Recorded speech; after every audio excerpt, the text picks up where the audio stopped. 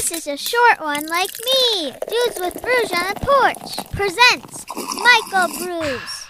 Dude. Craft Brews and Casual Conversations. It is a microbrew episode. Join with me from the Netflix series Locke and Key. It's Jesse Camacho. Jesse, thanks so much for hanging out today.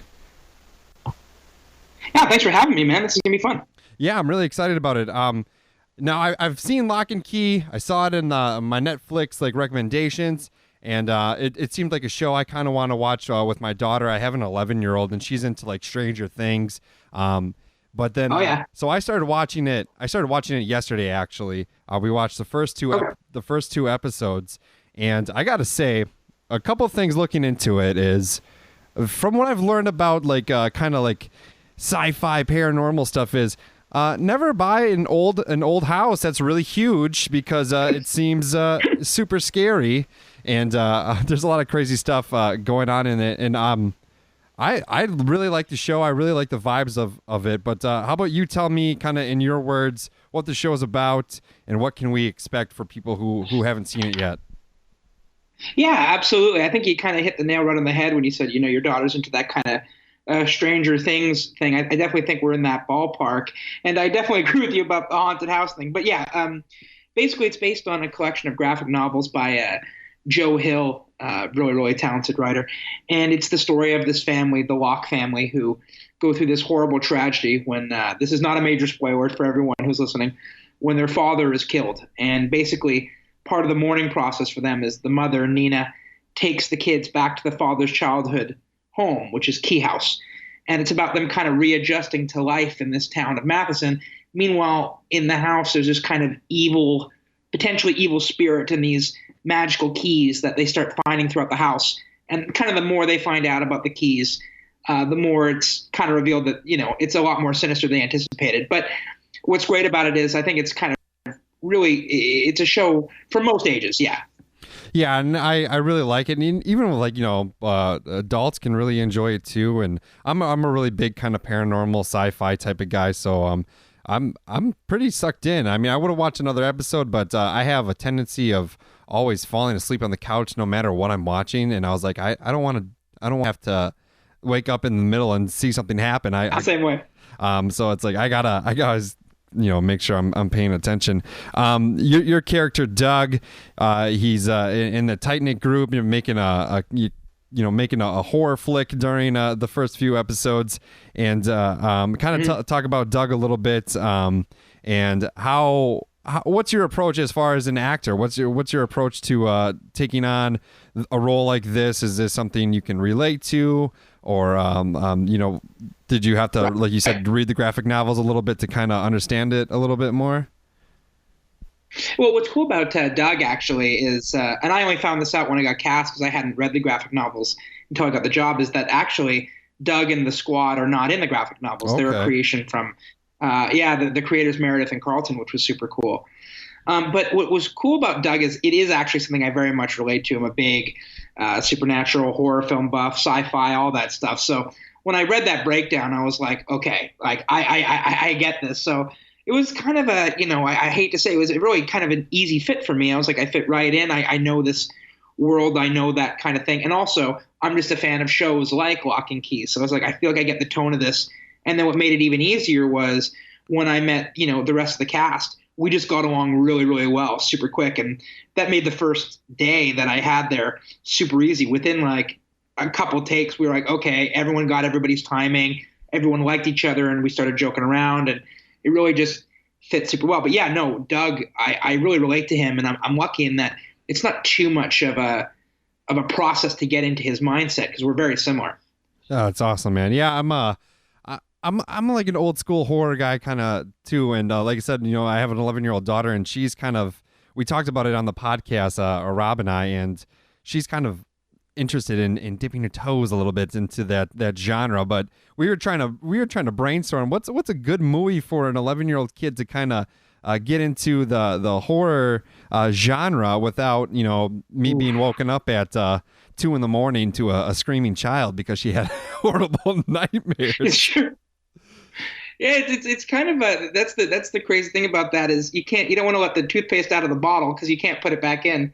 As soon as you show her the wrong one, it's it's done. Yeah, that's a great question. 11 years old's a tricky age. It really depends on the person, I find. Like, I know I was pretty good. I could watch horror at a pretty young age, but I have friends that really weren't. Yeah, what is the perfect film to kind of get into it? You want to go old school classic, but you don't want to totally give them night terrors. Right. Yeah. I was thinking kind of like Halloween, because Halloween's not too gory. Michael Myers is my personal favorite slasher type, and so maybe we'll see if that goes. I remember when I was a kid around her age, I watched Scream 3, and after after the movie, my next door neighbor started like cutting some wood or something with a saw. Like, it was right after the movie ended, and I ran out of my house because I was so terrified somebody was trying to kill me. I can only imagine. It's funny that you mentioned Scream. Actually, my friends and I, that's like my kind of favorite of the. I mean, it's more obviously it's got a nice self-referential aspect to it. But a good friend of mine, Alex, every year for his birthday, we watch Scream. Used to be 1 to 3, now it's 1 to 4. So we're massive Scream fans. That was one of the first ones I watched too, and the opening scene of Scream 1 definitely stuck with me for a little while. Yeah, I really like those movies a lot too. So being in this genre, I peeped your IMDb a little bit to kind of see what other roles and projects you've been a part of. Is there a dream horror project for you at all? You seem like the horror movie guy, so like, is there a dream one that you would like to be a part of? Well, I mean, I guess, the easy answer is I know they're rebooting Scream, and I would love to somehow get to be a part of that. I did actually a fun slasher years ago, which was, in its own way, kind of it wasn't a parody, but it was very tongue in cheek, called Lost After Dark, which was super fun. Yeah, I love those, kind of slasher whodunit ones, but I also, like you said, I'm a big fan of the Halloweens and, the Jason Voorhees and Michael Myers and all those guys.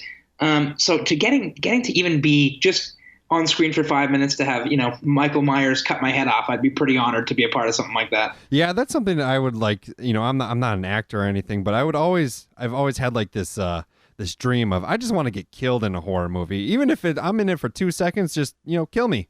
I think that would be really fun. Exactly. Kind of going back to Locke and Key.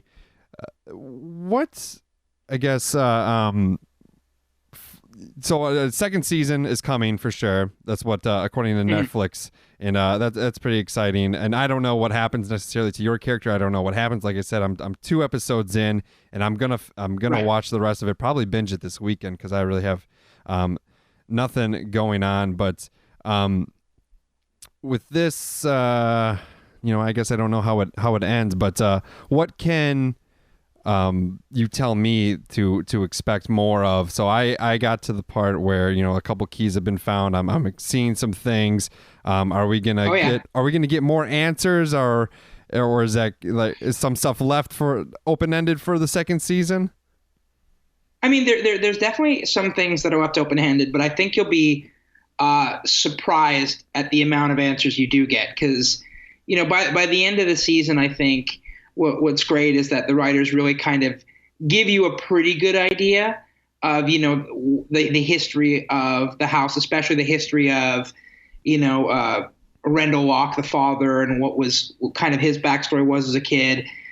So you'll get quite a few answers. There's definitely some more big picture mythology questions that they're going to apparently dive into more in the future, I would say. Okay. And where, the kids are concerned.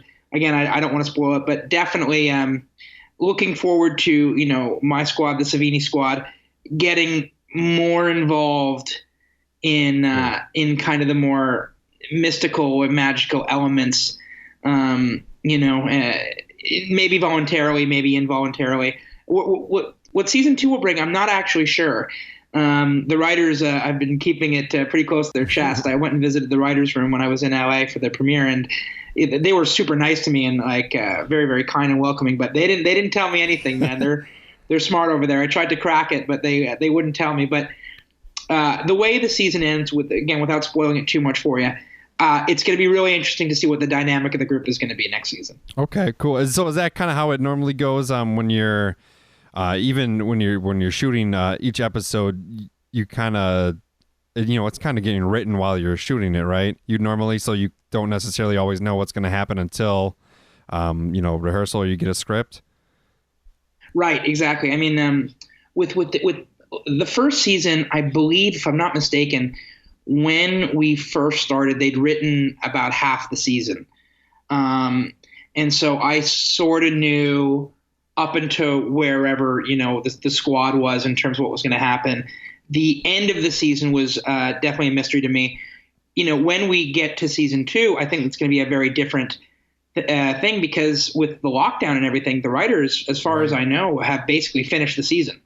So whenever we get to go to camera, I'm not exactly sure how involved any of us are going to be, but they're going to have the whole thing basically written, which is really cool. And that's not usual. Usually you get kind of scripts as you go, and just very normal in shooting process. Sometimes the writing, doesn't come as fast, and you're shooting another episode the next day and you haven't gotten the script yet. But these guys have been great, man. When we go for season 2, from what I understand, they're going to have all 10 scripts done. If that is the number. I'm not even sure how many episodes it is. That's pretty awesome. Yeah, this quarantine stuff is pretty crazy. I'm still in Wisconsin, we have we're under lockdown rules and safer at home orders, but I still go to work 4 days a week because my job is considered essential and everything like that.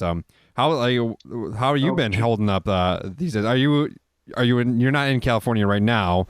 No, I'm actually Canadian. I'm up in Canada. Oh, sweet. Yeah.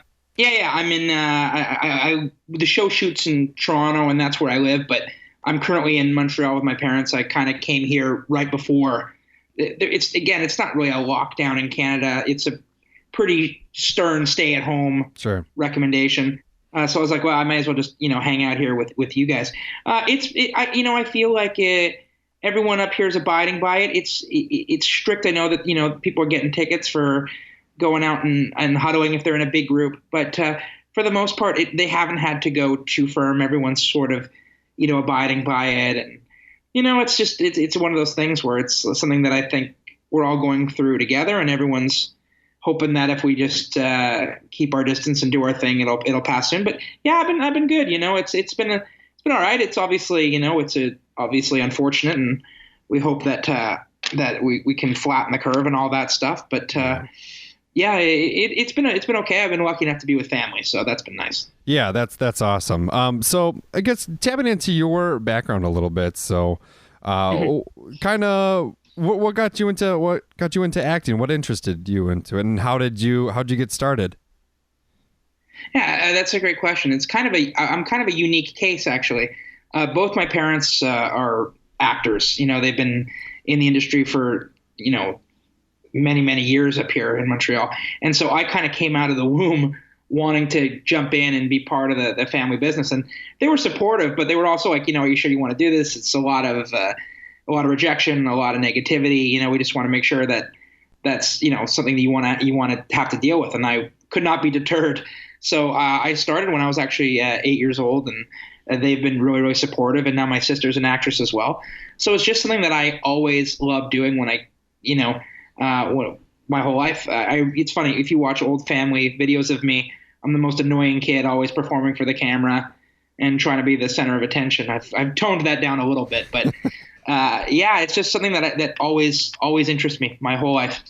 Yeah, that's awesome. I noticed I saw on the list that you were in Kick-Ass 2, which is I was. That's awesome. I'm a big fan of the comics. I read the original one, and then they did a little reboot of it. Now it's a different a person playing the role of Kick-Ass or being the role of Kick-Ass. I was disappointed that there was supposed to be a third one, but they never made it because the second one got leaked so much. And as an actor, I don't think a lot of people understand the perspective of leaking something or illegally downloading something.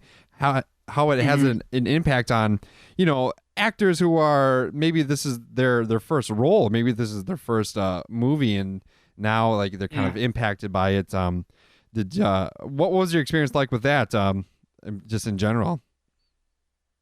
Well, I mean, overall in general, obviously, leaks and all that kind of thing are really. I mean, leaks is one thing because I think a lot of the fans, like I know myself, I, I guess ashamed is one word. I was a huge Lost fan in high school. I was a big fan of Lost, which was really cool about Locke and Key because it's the same creator, Carlton Cuse, was involved in both shows. But anyway, when I was in high school, I would feverishly look for any kind of spoilers or inside scoop on Lost, but it didn't really take away from. I still wanted to watch it. Right. But what you're saying about the streaming and not like the downloading and the piracy or whatever you want to call it is definitely a factor. It's one thing if you're on a show like Game of Thrones or even I'm fortunate enough Locke and Key where it luckily there's still enough people watching it that it's okay, but it's those kind of smaller projects that every dollar counts that you can really hurt. Kick-Ass 2.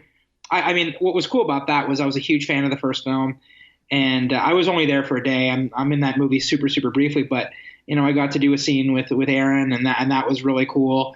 And I remember reading when all that stuff, as you say, was kind of leaked. I was like, oh, I really hope it doesn't hurt the movie, in its box office performance. And yeah, unfortunately, they didn't get to do number 3, but I was just super grateful to be a part of that. But I think you're right. I think it's, the more people are aware that, when you do stuff like that, you really are kind of, hurting the industry. And as a crazy twist of fate right now, this whole situation, in a weird way, I don't want it to be like this at all, obviously. It's actually, been probably really good for these streamers because the streaming services, because, people are going to start buying memberships because, they're just stuck at home all the time. So it's a really kind of weird, twisted time we're in right now. Yeah, absolutely. And I think, I was going to say, like, Netflix, Hulu, all these streaming services, I hope are helping with this piracy stuff. But, yeah, from my understanding, Netflix kind of keeps hush-hush about how many people watch every show, every movie, and everything like that. What's that like? So, you're putting this project together and everything is going well and it's received, but then and now thankfully we know there's going to be a second season, which is great. What kind of goes through your mind and that kind of thing when you're trying to see if what you did is working out, where we're at?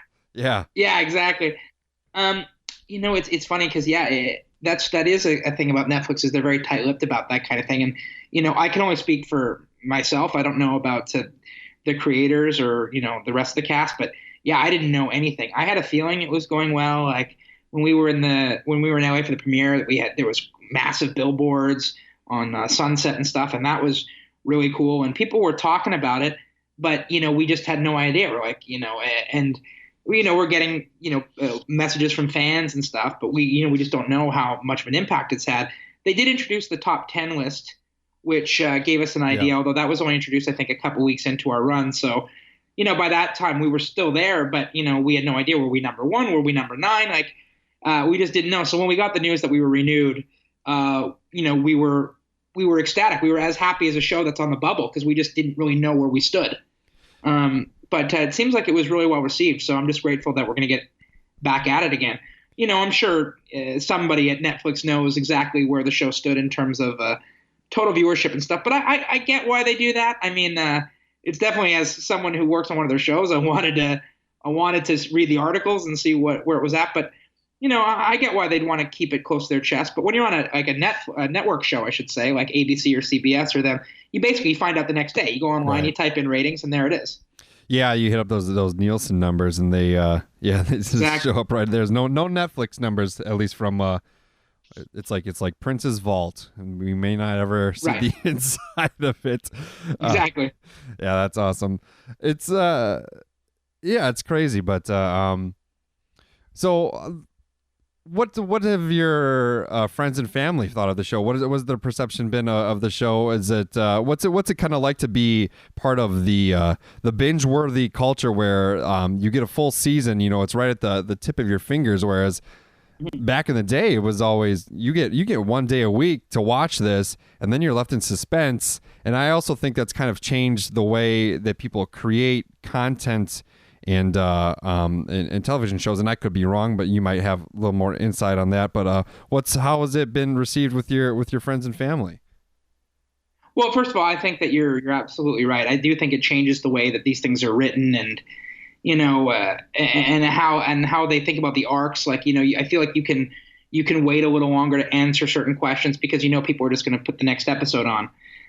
But yeah, in terms of how it's been received, my friends and family have been amazing. Everyone, I didn't even have to remind them. They all watched it. They all binged it. I was getting messages from people in high school that I hadn't spoken to in years, congratulating me, and they seemed really into it. And it was just such a surreal experience for me because I'm that guy. I'm that guy watching Stranger Things in one sitting, or Ozark, or any of those great shows. I just watched Netflix's new show Outer Banks, which was super fun.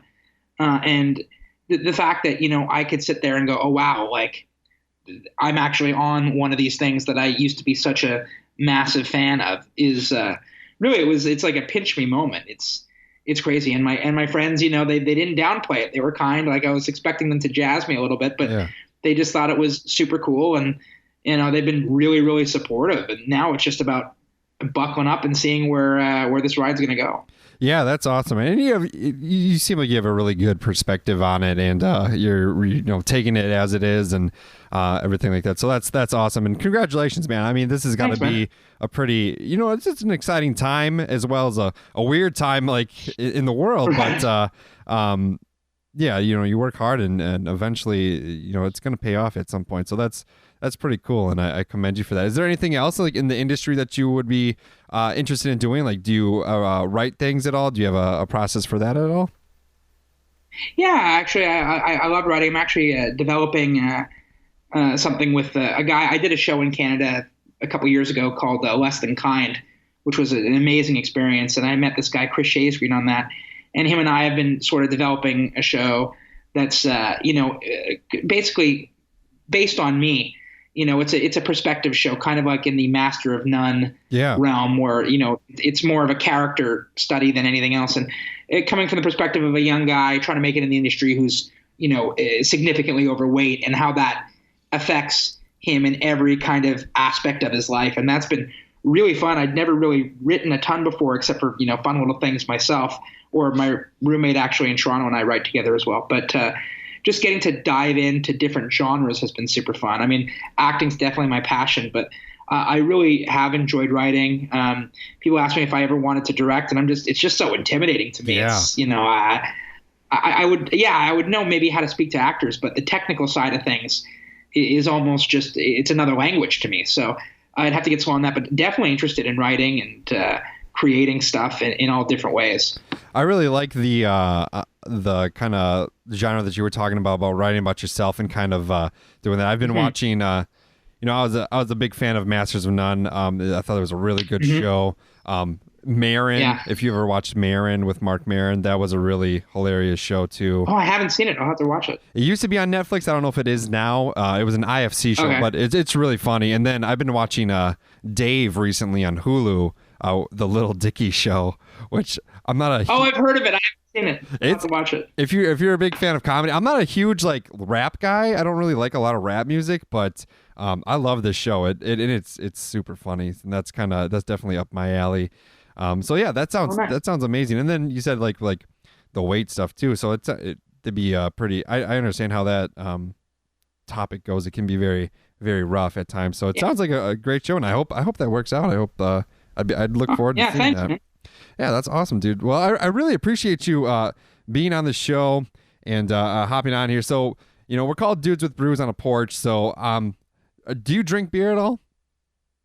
Yes, I've been known to partake. If you saw me at the premiere of Locke and Key, you would know that I've been known to have a beer or two in my time. Awesome. What's your favorite type, or are you kind of like a Bud Light guy, or do you like the craft stuff? I do like Bud Light, but actually my buddy worked at a brewery in Toronto called I believe it was called Henderson's, and they had their house beer there that I really very much enjoy.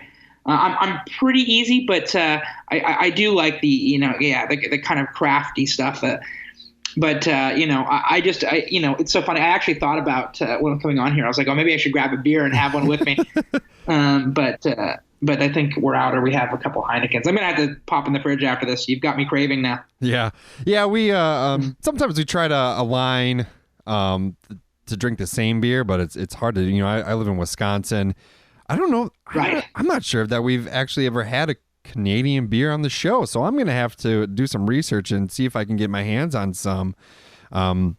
It's actually hard to find beers from other states and other countries. I don't know if you've ever been to Wisconsin, but Wisconsin is kind of the beer state in America. I didn't know that. No, I've never been. I didn't know that. Yeah, it's a blessing and a curse because you're kind of because they have there's a huge variety of beers. There's breweries everywhere, and they all have their own kind of kick. They're all kind of taste and everything, and I love them all. But also, people think when you say you're from Wisconsin that you're just like a crazy drunk dude, and I mean that's not necessarily the case. Sometimes it can be. Right. The crazy drunk guy comes out every once in a while, but not too frequently. But yeah, if you ever make your way down to Wisconsin, I would suggest maybe in the spring or fall because it gets super humid and disgusting in the summer, and then it's super freezing in the winter. But right. Yeah, the beers there we got some good ones. But yeah, I'll definitely have to check out some Canadian ones. Yeah, please do, and I definitely will. If I'm ever down there, I'll definitely check out the beer scene. I didn't know that. That's super cool. Yeah, I mean, other than that, there's not much going on in Wisconsin. We have the Green Bay Packers. That's pretty cool. So, and is the NFL really watched a lot in Canada? I know, there's the CFL and stuff like that. Are you a sports guy? You know what? It's funny. This is my thing with. First of all, the NFL, yes, is I think very up here. People watch it all the time. Okay. My father and I actually watch both. This is the thing with me and football is I actually love watching it. I watch it on the regular with my dad when I'm in Montreal, but I don't really follow anybody. I just like watching the game. So I'll watch several different games, and I'm not even really rooting for anyone. I just love watching the sport. But yes, NFL is definitely widely circulated up here. CFL does obviously very well as well, but I think I don't want to speak for all of Canada, but I think that the NFL is probably still considered, the gold standard up here. Yeah, and I wish I could watch football games and not have an attachment to one team because I get sometimes watching Packer games is just the most stressful thing of my weekend, and I do it. But it's like hockey up here. It's like hockey up here. Yeah, I do really enjoy watching hockey. I like watching hockey live. I used to be a big Colorado Avalanche kid when I was back in elementary school. Oh yeah, nice. Yeah, it's a lot of fun, and I hope this stuff comes back soon because I know the hockey season got suspended, as did the NBA season and all that. So it's crazy. But one thing that didn't get suspended, Netflix, and we're very grateful for that. And we definitely recommend watching Locke and Key season 1 on Netflix right now. You can stream it, sign up, watch it. Jesse, where can they follow you? Where can they see what you got going on? Yeah, I'm on. I'm on the usual stuff on Twitter. I'm at Jesse115115. Don't judge me. That was my homeroom in high school, and I haven't changed it since. And on Instagram, it's Jesse JD Camacho, and I'm posting some fun behind the scenes stuff. I'm still perfecting my Instagram game. It's a work in progress. It's hard to do. It's hard to be super savvy on the social media stuff. The podcast has Instagram and Twitter, and it's like, I don't know. Is this tweetable? Do I tweet it on the podcast? Do I tweet it on my own thing? Am I going to make somebody angry if I try to crack a joke and it doesn't land? Oh man, I don't know how people do it. Yeah, I think that's why I feel there's been a shift more towards Instagram because with a photo, I mean, it's very possible and it's happened. I guess it's a lot harder to offend a large group of people, I would say. But yeah, I mean, I'm in the same boat. So I try to keep it mostly to television and stuff. But once in a while, you'll see something that'll make you mad and you'll tweet about it. And then you're like, well, was that a good idea? So it's definitely tricky waters. Yeah, well, I have confidence in you, and I think that one day you're going to be an international Instagram influencer, and you'll be invited to the Fire Festival that hopefully will happen. Oh, yes. I mean, you know what? I would have gone. It looked like it was just so ridiculous that you had to be a part of it. It sounded super But yeah, bougie. no, I appreciate that. Thank you. Yeah. But Yeah, man, I'm really excited to finish the first season of the show, and I wish you the best of luck and everything. I hope once all this COVID stuff washes away, everything goes well for you, and I really appreciate you hopping on, man. It's been a lot of fun. Yeah, man, thank you so much, and right back at you. Hopefully, the show goes back soon, and maybe we can do this again sometime. Absolutely. Pew pew! Audio. Goodbye, everyone.